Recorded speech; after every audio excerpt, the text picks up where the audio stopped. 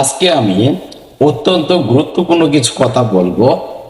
আপনি নগদ বা বিকাশে আপনি ভুলে অন্য কোনো নাম্বারে টাকা পাঠিয়ে দিয়েছেন। আপনি পরবর্তীতে বুঝতে পারেন যে এটা ভুল নাম্বার, অন্য মানুষের নাম্বারে চলে গেছে। তখন আপনি কি করবেন আমি আজকে এই ভিডিওতে জানাবো। খুব সহজ টেকনিকে বুদ্ধিতে আপনি টাকাটা রিটার্ন আনতে পারবেন। যারা আমার এই চ্যানেলটি দেখতেছেন অবশ্যই আমার চ্যানেলটি সাবস্ক্রাইব করে দিবেন, এবং যারা ফেসবুক থেকে দেখতেছেন অবশ্যই আমার পেজটি, আমার প্রোফাইলটি ফলো করে রাখবেন এবং শেয়ার দিয়ে রাখবেন। মাত্র দুইটি অপশন বলবো। এক নম্বর অপশন হচ্ছে, আপনি যে নাম্বারে আপনার টাকাটা চলে গেছে, বিকাশ নাম্বারে টাকাটা চলে গেছে, বিকাশ বা নগদ নাম্বারে টাকাটা চলে গেছে, তখন আপনি ওই নাম্বারটা কালেক্ট করবেন। যে বিকাশ নাম্বারে চলে গেছে যে নাম্বার, ওই নাম্বারটা দিয়ে আপনি প্রথম অবস্থায় ওই মানুষটাকে ফোন করবেন। খুব ভালো নর্ম ভদ্রভাবে কথা বলবেন যে ভাইয়া আমার টাকাটা চলে গেছে, ব্যাগ দিলে ভালো হতো বা ব্যাগ দিলে ভালো হবে। যদি ভালো মানুষ হয় আসলে টাকাটা রিটার্ন করে দিবে। আসলে বর্তমান ভালো মানুষ পাওয়াটা অনেক কঠিন ব্যাপার। যদি ভালো মানুষ হয় আপনার টাকাটা আপনি পেয়ে গেলে রিটার্ন দিয়ে দিল। আর যদি ভালো মানুষ না হয় আপনার ফোনটা কেটে দিবে বা ফোন বন্ধ করে রাখবে। যদি টাকাটা না দেয় এর করণীয় কি? তখন আপনি বাইরে পুলিশের সাহায্য নিতে পারেন, কিন্তু পুলিশ সাহায্য নিতেও আপনার টাকা খরচ হবে। কিছু টাকার জন্য আপনি পুলিশের কাছে গেলেও তো পুলিশ তো টাকা নিবে, টাকা ছাড়া পুলিশ কাজ করবে না। এর করণীয় কি? আপনি নিজে থেকে একটি টেকনিক ফলো করবেন, যে টেকনিকের মাধ্যমে আপনি আপনার টাকাটা ফেরত পেতে পারেন। আপনার প্রথমে যে নাম্বারে ভুলে টাকাটা চলে গেছে ওই নাম্বারটা আপনি ইমুতে সেভ করবেন, মানে আপনার মোবাইল নাম্বারে সেভ করবেন। আপনার ইমু অপশনে গেলেই আপনি যে নাম্বারটা সেভ করছেন ওই নাম্বারটা ক্লিক করবেন, দেখবেন ওই ওই মানুষটার নাম্বার বা নাম পাবেন। মনে করেন নামটা হচ্ছে আব্দুল খালেক। তখন আপনি নামটা কালেক্ট করে নিলে ইমু থেকে। এখন আপনি কি করবেন? এখন আপনি একটি টেকনিক করবেন, টেকনিক ফলো করবেন। নাম পাওয়ার পরে আপনি যদি একটু বয়স কম হয় তাহলে অন্য কারো সাহায্য নেবেন।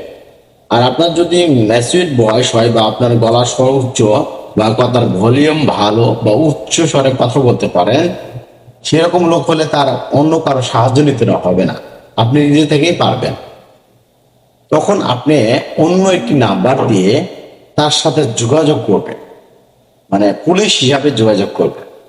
কিভাবে করবেন? যে আপনি ফোন দেবেন, ফোন দেওয়ার পরে তাকে বলবেন, আপনি কি আব্দুল খালেক বলছেন? তখন সে বলবে, হ্যাঁ আমি আব্দুল খালেক, আমি পুলিশ, আমি থানা থেকে বলতেছি।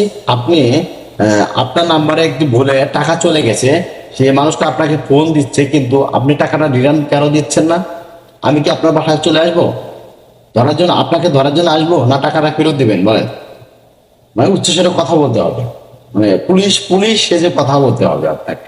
আমি কি চলে আসবো আপনার বাসায়? দেখবেন অনেক সময় ভয়ে আপনার এই টাকাটা রিটার্ন করে দিয়েছে, আপনার টাকাটা রিটার্ন করে দিয়েছে। এভাবে পুলিশ শাস্তি হবে আপনাকে, মানে ভালো, মানে ভলিউম বাড়ায় আপনার সাথে কথা বলতে, তার সাথে কথা বলতে হবে, ভয়ে আপনার টাকাটা দিয়ে দিবে। এটা একটা টেকনিক। তাছাড়া বিকাশ থেকে আপনি টাকা আনতে পারবেন না, বা বিকাশ আপনি ফোন দিচ্ছেন যে আমার তো ভুলে ওই নাম্বারে চলে গেছে, কিন্তু তারা আপনাকে হেল্প করবে না। আপনার কাস্টমার কেয়ারও, আপনার বাংলালিংক বা গ্রামীণ কাস্টমার কেয়ারও ফোন যদি দিয়ে বলেন যে ওই নম্বরে আমার টাকাটা চলে গেছে, এখন কি করব, তারা কোনো ডিসিশন দিতে পারবে না। তারা বলবে পুলিশের সাহায্য নেই, আমরা এটাতে কিছু করতে পারবো না। বিকাশ সেম কথাই বলবে, তারা আপনাকে হেল্প করতে পারবে না। এটা একটা টেকনিক। আপনি এই টেকনিকটা অবলম্বন করে অবশ্যই আপনার টাকাটা ফেরত পেতে পারেন। আমার এক পরিচিত ভাইয়ের এরকমটা হয়েছিল। পরে আমরা এইভাবে এই টেকনিকটা দিয়ে, মানে 20,000 টাকা চলে গেছিল একটা নাম্বারে। পরে সে ছেলেটা, মানে সে মানুষটা আর টাকা দিচ্ছেন না, মানে না টাকা আসে নাই বা আমার কাছে নাই, টাকা তো দেখতেছি না, ব্যালেন্স জিরো, মানে বিভিন্ন কথা বলতেছে। ফোন বন্ধ করে রাখে, ধরে না পরে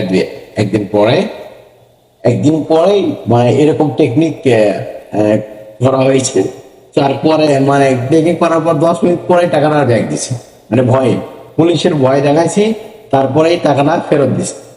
এই জন্য আমার আইডিয়াটা অনেক ভালো লাগলো। আপনাদেরকে শেয়ার করে রাখলাম। অবশ্যই আপনার যদি এরকম অবস্থা হয় বা কখনোই ভুলে টাকাটা চলে যায়, বিকাশ বা নগদ নাম্বারে চলে যায়, আপনারা এই মাধ্যমগুলো আপনারা ব্যবহার করতে পারেন। দেখা হবে নতুন কোনো ভিডিওতে। সে পর্যন্ত ভালো থাকবেন, সুস্থ থাকবেন। আসসালামু আলাইকুম। ধন্যবাদ সবাইকে।